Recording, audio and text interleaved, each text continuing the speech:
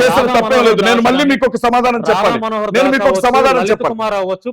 రాధా మనోహర్ వాళ్ళకి ఎటువంటి బుర్ర లేకుండానే చదవకుండా బైబిల్ బూత్ పుస్తకం ఎవరు రాధా మనోహర్ దాస్ కావచ్చు, లేకపోతే కరుణాకర్ సుగ్నా కావచ్చు, లలిత్ కుమార్ కావచ్చు, లేకపోతే అంతకంటే ముందు మీరు అడిగిన విషయానికి నేను సమాధానం చెప్పాను.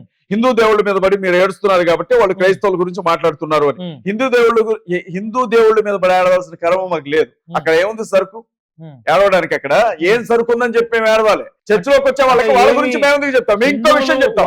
బైబిల్ గ్రంథం చాలా స్పష్టంగా చెప్తా ఉంది. బైబిల్ గ్రంథం చాలా స్పష్టంగా చెప్తా ఉంది.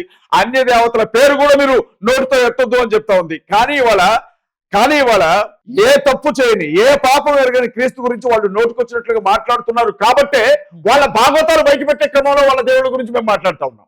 ఇవాళ బైబిల్ గ్రంథంలో మనుషులు చేసిన తప్పులు ఉన్నాయేమో, మనుషులు చేసిన పాపాలు ఉన్నాయేమో, కానీ వీళ్ళ చరిత్రలో, వీళ్ళ పురాణాల్లో, వీళ్ళ వేదాల్లో, వీళ్ళ ఇతిహాసాల్లో, వీళ్ళకి సంబంధించినటువంటి రామాయణంలో కానీ, మహాభారతంలో కానీ, వీళ్ళకి సంబంధించినటువంటి పురాణాల్లో కావచ్చు, శివపురాణం కావచ్చు, విష్ణు పురాణం కావచ్చు, బ్రహ్మ పురాణం కావచ్చు, వీళ్ళకి సంబంధించిన దేవుళ్ళు చేసినటువంటి ఆ దరిద్ర పనుల గురించి మేము మాట్లాడాల్సి వస్తుంది అంటే దానికి వీళ్ళే కారణం.